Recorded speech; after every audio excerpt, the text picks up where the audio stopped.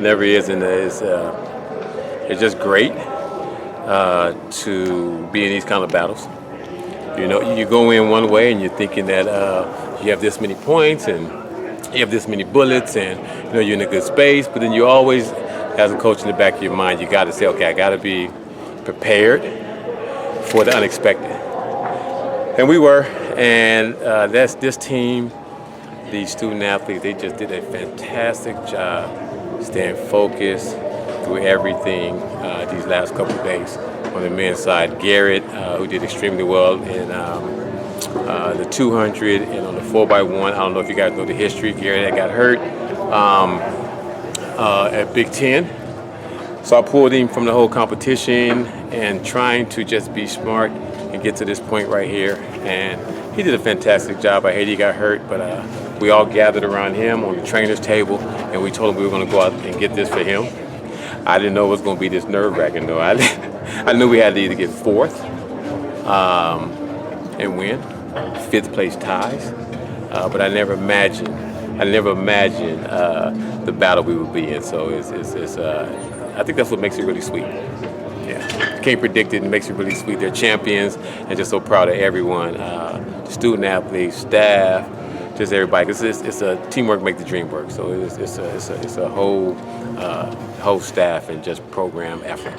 What was the roller coaster of emotions watching the end of that 4x4 and then the aftermath? Like, my gosh, is someone going to get DQ'd? Like, what's going to happen to us? Well, you definitely was a roller coaster because I've been on it before, and it's been a very interesting, eventful year. The Big Ten has been great entering the Big Ten, and we got some challenges indoors and things of that nature. We came back strong outdoors, so and we came back strong indoors as well with the national championship. But you know, you want to be prepared for the roller coaster, and I think today, you just, the staff and coach, we just so invested in these young men and women. So when they go down, you hurt. You know, you feel for them because they're giving everything. I think the roller coaster ride with Garrett being down, and then looking at how we were going to position and what it would take, and you know, looking at the points.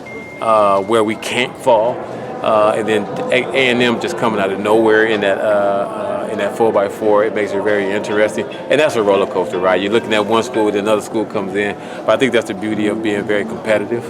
You know, they have a very competitive program. A&M, Arkansas, very competitive program. So, and along with other teams out here competing their butts off, but I think when it came down to USC, Arkansas, and A&M, you know, nobody stopped fighting, and I think that's what we saw there. You saw a championship that was split.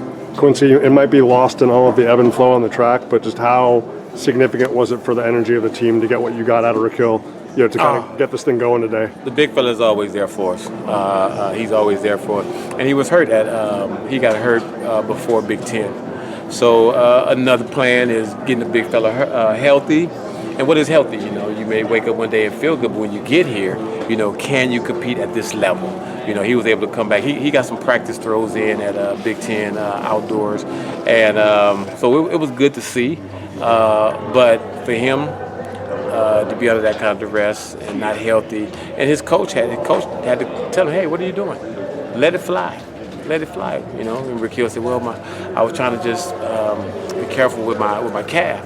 He said, well, let it fly. Let's see what you got. And he let it fly, tremendous PB. And I think these moments is what, I told our student athletes, I said, these moments is what you want. You want the challenge. You want some adversity. You want somebody a little bit better than you, and you want to compete at a high level. So proud of him to be able to do that. It's been 50 years since you guys held these trophies, and you won indoor and outdoor. How can you reflect on that, or what it means to finally, you know, you guys have won a lot of individual things over the years, but to take these team trophies home after such a long gap, like, how's it feel to be on top? This has been a tremendous commitment, tremendous commitment on the coaching staff, the student athletes, and all you guys know, it's not easy dealing with young adults. So, but it's so gratifying. What we try to do, we try not to look at how long it's been. We just try to stay current, and we just try to be relevant right now.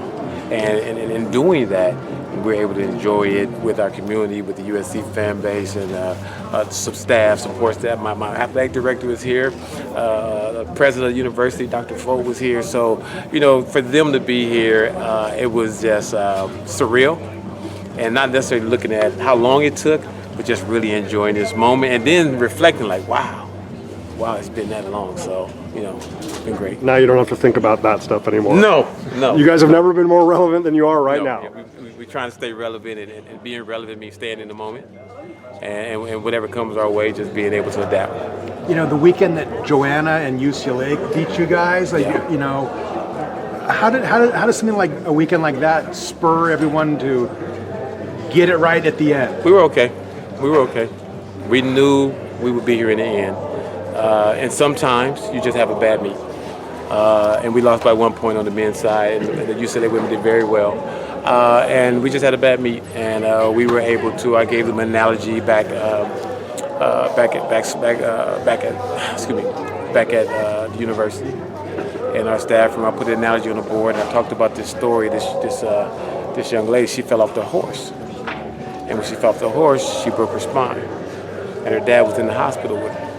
And when she was able to communicate and have a conversation with him, she said, "Dad, when we get back on the horse?" And I just thought that was so impressive. That was just so poignant.